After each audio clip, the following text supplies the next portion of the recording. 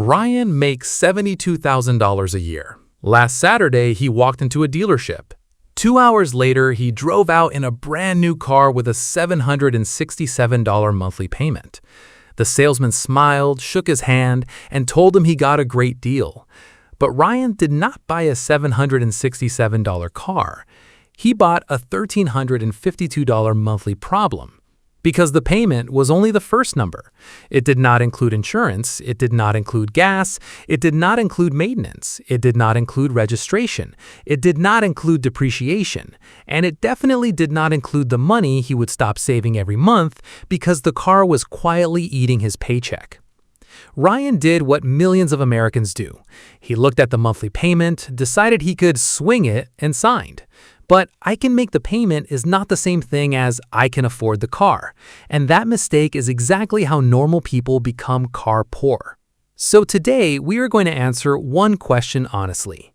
Can you actually afford a $767 car payment? Because for a lot of Americans, the answer is no.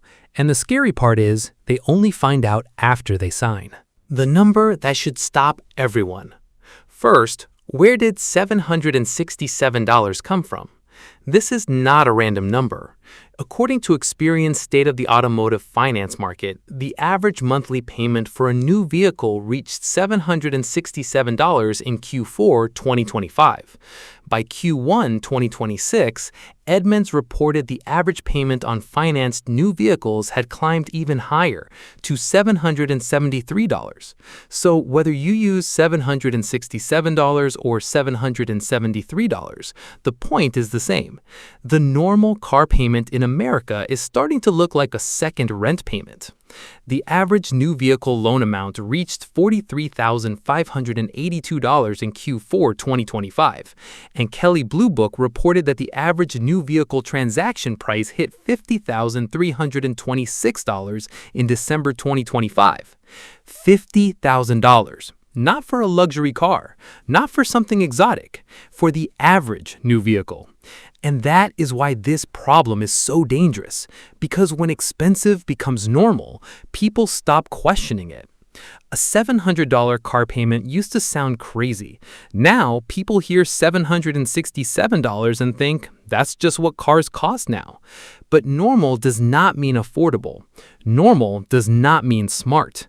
Normal does not mean safe. It just means a lot of people are making the same mistake at the same time. The question Ryan never asked.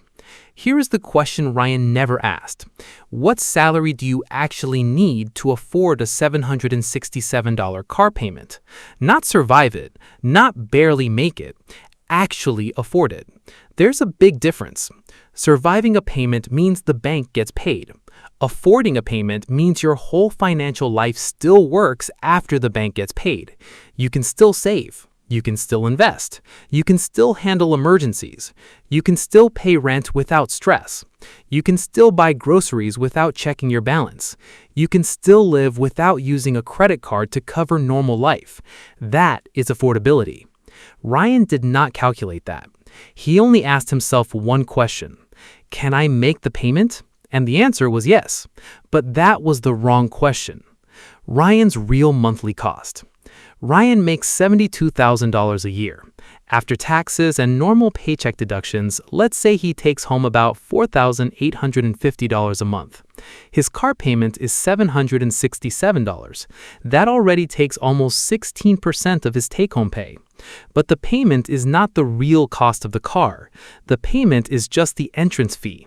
Now add full coverage insurance. Let's estimate $225 a month. Now the car is $992. Add gas. Ryan drives to work, runs errands, visits family, and lives a normal American life. Call it $200 a month.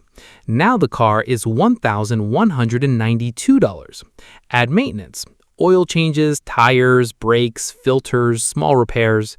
Maybe he doesn't pay it every month, but he should be preparing for it every month. Call it $100. Now the car is $1,292. Add registration, inspection, taxes, and small fees. Call it $60. Now Ryan's $767 car is really costing about $1,352 a month. Ryan takes home about $4,850. That car is eating almost 28% of his entire take-home pay. And we still haven't talked about rent. We still haven't talked about groceries. We still haven't talked about utilities. We still haven't talked about health insurance. We still haven't talked about debt. We still haven't talked about savings. We still haven't talked about investing. This is how people get trapped. Not because one bill destroys them, but because one normal payment removes all the margin from their life. The salary math. Now, let's answer the real question. What income do you need for this car to actually make sense? If you only look at the $767 payment and you want that payment to stay around 10% of gross income, you need to earn about $92,000 a year. But that's only the payment. That doesn't include insurance, gas, maintenance, registration, or anything else. If you look at the full estimated car cost of $1,352 a month, the picture changes. At 15% of gross income, you need to earn about $108,000 a year. At 10% of gross income, you need to earn about $162,000 a year. Ryan makes $72,000, so he's not a little short. He's tens of thousands of dollars short of comfortably affording the car he already drives. And this is the part most people miss. The car doesn't become affordable because the bank approves you. The bank is not checking if you can build wealth. The bank is not checking if you can retire. The bank is not checking if you can survive a medical bill. The bank is checking if they can collect the payment. That's it. Approval means the lender thinks you can pay them. It doesn't mean the car fits your life. The dealer trap. At the dealership, Ryan wasn't thinking about total cost. He was thinking about the monthly payment. That's exactly how the system is designed. The salesperson doesn't lead with, "This car will cost you over $55,000 across the loan." They don't lead with, "Your insurance is going up." They don't lead with, "You might stop investing because of this."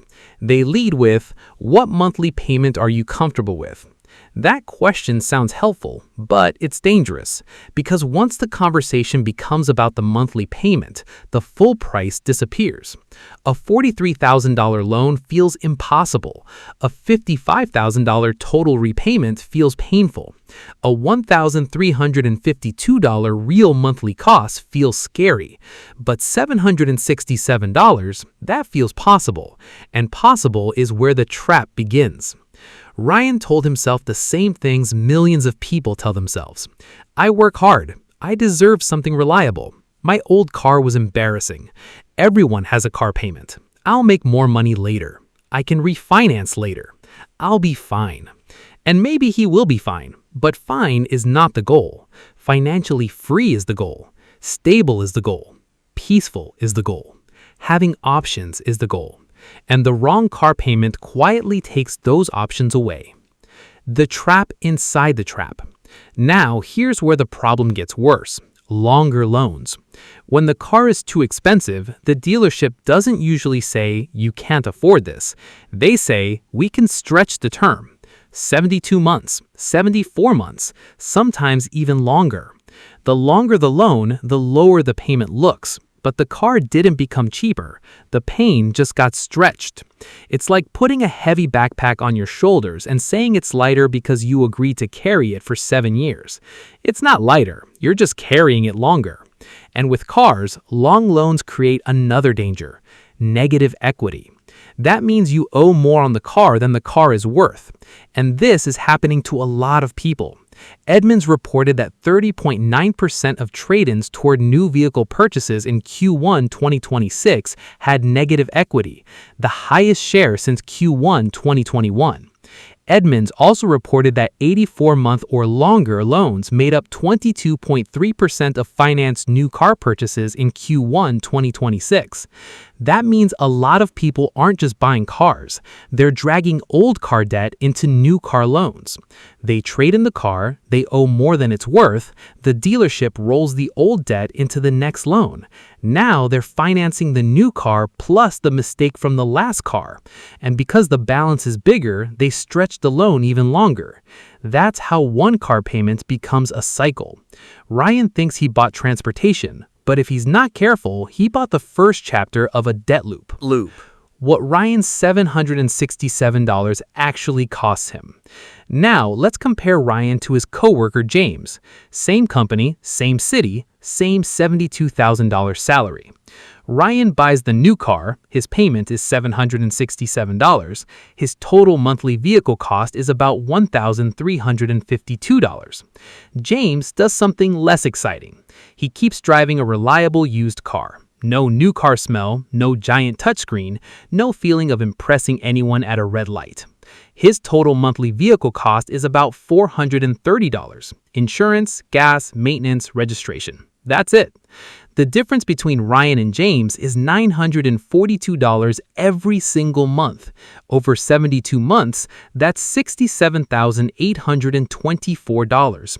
But if James invests that $942 every month for those 6 years at an 8% annual return, he could have around $86,000. Ryan gets to the end of 6 years with an older car. James gets to the end of 6 years with a reliable car and a serious investment account. That's the part nobody feels in the dealership. The cost is not just the payment. The cost is what the payment prevents you from doing. It prevents saving. It prevents investing. It prevents building a house down payment. It prevents paying off credit cards. It prevents freedom. And freedom is usually lost quietly, one monthly payment at a time. The 30-year damage. Now, let's stretch the pattern out, because most people don't finance one car and stop forever. They repeat the cycle. One car becomes the next car. One loan becomes the next loan. One normal payment becomes a lifestyle. If Ryan keeps carrying a $767 car payment for the next 30 years, that is $276,120 in payments alone. But if that same $767 a month were invested for 30 years at an 8% annual return, it could grow to over $1.1 million. That does not mean everyone should never own a car. That does not mean returns are guaranteed. That does not mean life is that simple. But it shows the size of the trade. Ryan is not choosing between a new car and an old car. He is choosing between a car payment today and financial options tomorrow. And most people never see that trade clearly because the dealership shows the smallest number. The future shows the biggest cost. The emotional cost. The worst part is not even the math. The worst part is what the payment does to your mind. Before the car, Ryan had breathing room. Not a lot, but enough. After the car, every month felt tighter. Payday stopped feeling like progress. It started feeling like damage control. The money came in, then the money disappeared. Rent, car payment, insurance, groceries, utilities, credit card, gas, phone, and suddenly Ryan was not broke on paper, but he felt broke in real life. That is the car poor feeling. You look successful from the outside, but inside you're checking your bank balance before buying groceries. You have a nice car in the driveway, but you feel nervous when your phone bill fits. You have leather seats, but no emergency fund. You have a clean dashboard, but no peace. And that's not transportation, that's pressure. Who can actually afford a $767 car payment? So, who can actually afford a $767 car payment? Here's the honest answer. Not the person who can make the payment, the person who can make the payment and still do everything else. Can you pay $767 and still save every month? Can you pay $767 and still invest every month? Can you pay $767 and still avoid credit card debt? Can you pay $767 and still handle a $1,000 emergency? Can you pay $767 and still afford insurance without stress? Can you pay $767 and still sleep peacefully if your hours get cut? If the answer is no, you do not afford the car, you're just approved for the car. And that difference matters, because the average American car payment has reached a point where the average American cannot safely carry it. The average American cannot afford the average American car payment. Read that again. What to do before you sign. Before buying a car, don't ask, "Can I make the payment?" Ask, "What does this payment steal from me?" Does it steal your emergency fund? Does it steal your investing? Does it steal your ability to move out? Does it steal your ability to buy a house? Does it steal your ability to leave a job you hate? Does it steal your peace? That's the real question. Because money is not just money. Money is options. And when a car takes too much of your monthly income, it doesn't just take dollars, it takes options. So before signing anything, run 5 numbers. Number 1, the monthly payment. Number 2, insurance. Number 3, gas. Number 4, maintenance and registration. Number 5, what you're no longer able to save or invest. That final number is the one that changes everything. Because the dealership shows you the payment, but your future pays the opportunity cost. Now, what if you're already Ryan? What if you already have the car? What if the payment is already eating your budget? First, don't panic, but don't ignore it either. Step 1, find out where you stand. Check your current loan balance. Then check your car's realistic market value. Not what you hope it's worth, not what you paid, what it's actually worth today. If the car is worth more than you owe, you have options. You can sell it, pay off the loan, and move into something cheaper.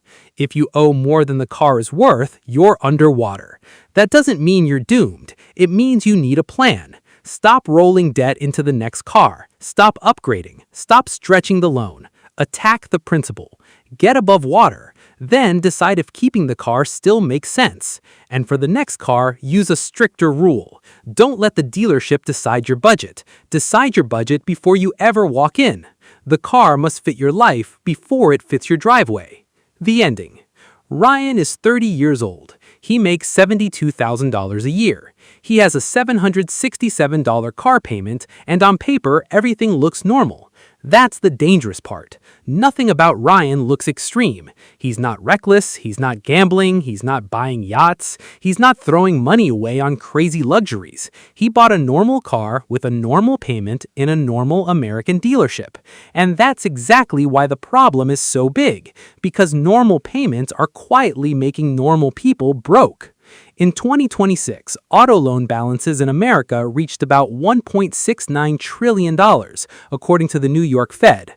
The average new vehicle payment hit $767 in Experian's Q4 2025, and Edmunds reported it reached $773 in Q1 2026. Millions of people aren't asking whether the car fits their future. They're only asking whether the payment fits this month. That's the mistake. The payment is not the price. The real price is the payment plus insurance, gas, maintenance, registration, depreciation, interest, stress, and the money your future self never gets to invest. So before you sign anything, remember this. A car should take you to work. It should not take your future with it. Drop in the comments, what's a safe monthly car payment in 2026? $300? $500? $700? Or is any car payment too dangerous now? I'll see you in the next one.